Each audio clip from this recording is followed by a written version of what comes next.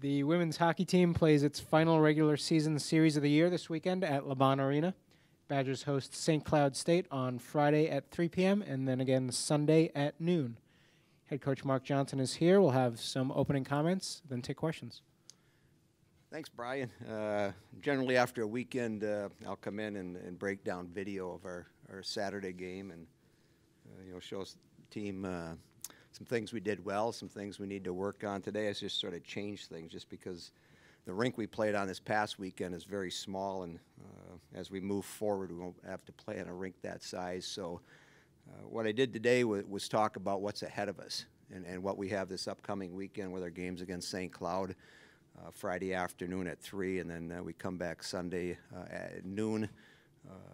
It's a time of year where we have to manage a lot of things as coaches, coming into our first bout with exams this week, so a lot of students have exams. So looking at the big picture, I just wanted to give the players a visual of what the next little bit of time that we're together is there. And so it's a good opportunity for our team.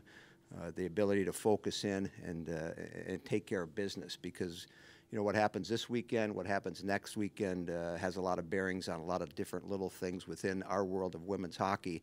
And so the opportunity, especially for our seniors, is right out in front of them. Everybody walks away with an understanding of what's at hand, and had a good practice today and get ready for our preparation for St. Cloud Friday afternoon. Hockey weekend across America, right? People that aren't in the hockey world. USA Hockey has their big weekend coming up, so I was telling Brian my phone rings a little bit more this time of year than on a normal other times of year, so it's good. A lot of good things going on. Yeah. Mark, along the lines of giving them that vision of what's coming up, where do you see that the team is right now heading into this closing stretch? Well, the one thing I just briefly talked about our Saturday game was the way we played the last 8 or 9 minutes. When we got down 4-2, we started to play with some urgency. We started to play desperate. We started to play real well. We pulled our goalie. We scored to make it 4-3. We still had our goalie out. We had 2 or 3 good looks to tie it up. And I said, we need to package what we did in that last 8 or 9 minutes and start with that Friday afternoon. And so, these games this weekend and certainly in the playoffs, everything gets magnified. And so our ability to come out, stay focused, and play with that urgency is important, and that's what I was trying to get across with our team today. Mark, you're on the committee for the tournament. Is Wisconsin in good shape to host a quarterfinal, or is it really dependent on what happens here the next few weeks? Well, I think, if you look at it today, there's things that I wanted to mention to my group that are important. And if you're able to, in tennis, if you hold serve, that's generally a good thing. And so, my vision to them today was to get an understanding of our games this weekend. The most important one right now is game 33 Friday afternoon against St. Cloud. When that's over with, we got Saturday off, we get ready for Sunday. Those games are crucial. And obviously, we're going to play St. Cloud in the first round of the playoffs. We had a similar situation last year with Mankato, where you have to play these teams multiple times, and the more you play them, the more challenge it becomes. And so everybody understands what's out there, and now it's breaking it down into small pieces, one game at a time, and coming out and playing at our level. I'm more concerned with the way we're playing than our opponent right now. And if we play at a high level, if we play like we did that last 7 or 8 minutes for 60 minutes, we're a pretty good hockey team. And irrelevant of who we're playing, we're going to be successful.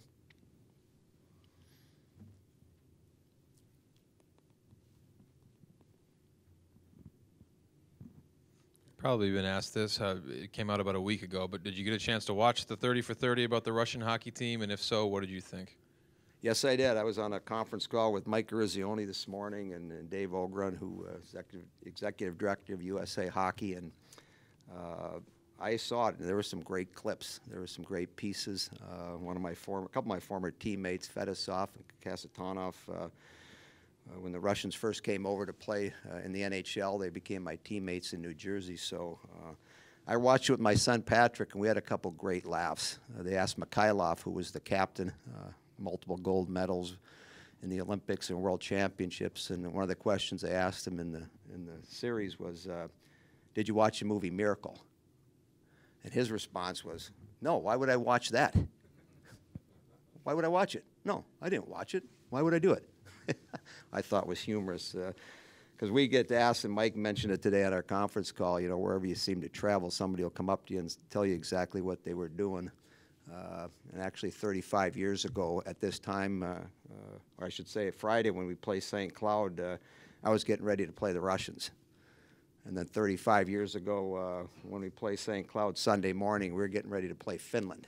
And so a little different opponent than I was up against a lot of years ago. But the 30-30 was special. I learned some things I didn't know. It was interesting to see the different philosophies and the approach. Tarasov, who was the father of Russian hockey, who really first started it. And then when he retired, Tikhonov came in and what his philosophy was like and how he put the players in the barracks for 11 months out of the season. He wouldn't let them go home and see their families or their friends, and they trained hard. And then some of the great clips of them playing in the 72 series against Canada when neither country knew much about each other, and some of the highlights of those. So it was a very interesting, if you're a hockey fan, a fun clip to watch. AJ? How will it be going up against one of your former players this weekend in Janelle Zog?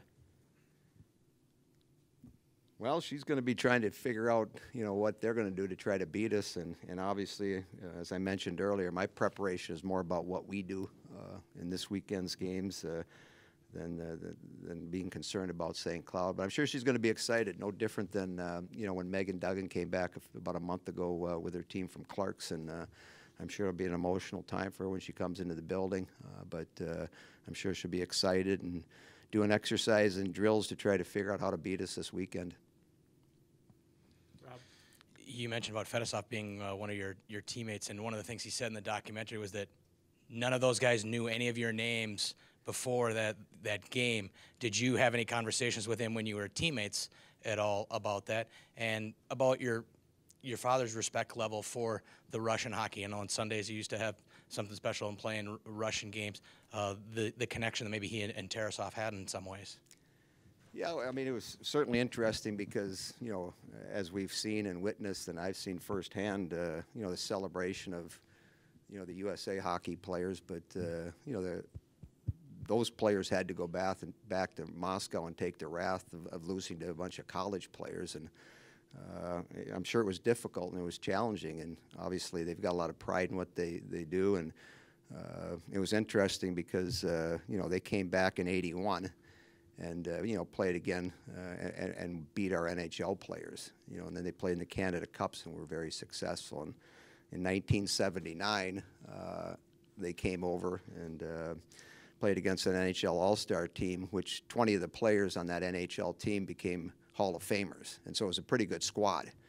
And, you know, the Russians beat them 6-0. And so sandwiched between those two games, you know, was this game in Lake Placid. And so for Fedosov, who was one of the younger players on that team, certainly the medals he has, he's won Stanley Cups a couple times in Detroit. He was very instrumental in getting the Russian players over to the NHL in the late '80s. Very well respected, not only in the hockey community around the world, but certainly throughout his country of Russia. And yet, him, you know, Tradiak, Mikhailov, the first question they're going to get with this wonderful decorated career and Hall of Fames that those players have is what happened in Lake Placid. They talk about a game that they lost with all the awards and the accolades and the things that they accomplished individually. That's generally the first question they're going to get. So Tikhonov gets a question in that 30-30 series, you know, why did Tikhonov pull you? And he didn't know. I mean, at that time, authority, the coach. You listen to the coach, you do what the coach says, you stay shut up, and you get on the bench. But it was interesting because in the documentary, he says, usually when I let in a soft goal, I'm thinking soft goal, I put a pretty good deke on the guy. He says, after I usually let in a soft goal, I become a monster. And I let no more in, and everybody knows that. And so it was interesting. Again, the documentary was great, but the one nice thing about the hockey community, you know, as time goes on, you know, friendships are made. I became friends with Fedosov. And so, you know, that's the great thing about our sport is, you know, you can compete one day, and then several years later, you know, friendships start and friendships exist. And when the dust is all cleared, you still have these friendships, which are very special.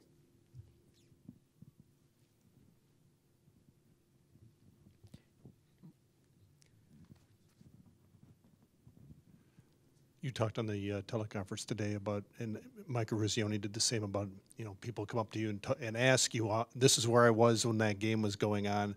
Do you have a favorite moment when someone's come up and said, I was, you know, in labor, or whatever the case might be? Was there a moment that stands out in your mind in that regard?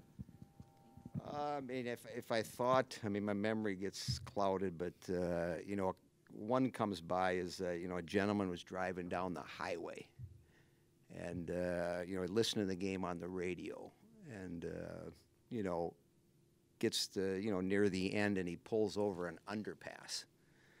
And then the same thing happens. The next person comes in. So there was a group of people, 6, 7, 8 carloads sitting underneath an underpass in the middle of a highway, you know, hugging and screaming each other after we had won. And so, you know, you hear those type of stories, and you know it really makes you think, and it's interesting. But and I'm sure Mike has several, and generally people that are you know of age that actually saw it or witnessed it.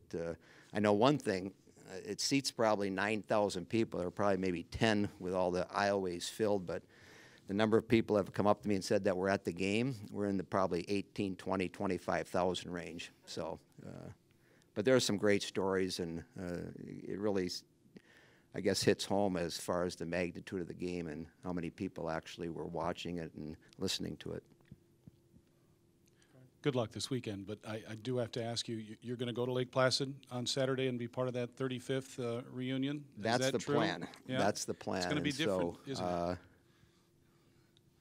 I just have to look at the weather. I've got flights that'll get me back real early Sunday morning, and so unless I have a flight issue, I'll be back for our game. So, and as I mentioned on the conference call this morning, you know, it'll be an emotional day because they're going to, you know, raise Bobby's jersey up in Lake Placid. And so, you know, for the group, and it looks like all 19 players are going to be there, it'll be the first time the entire group has been back together since the All-Star game in L.A., which was probably, you know, in 2000 or but now without Bobby, you know, it'll never happen again where we get everybody back together. So it'll be, you know, there'll be some mixed emotions as the evening starts to unfold. Anything else for Coach? All right. Thanks, Mark.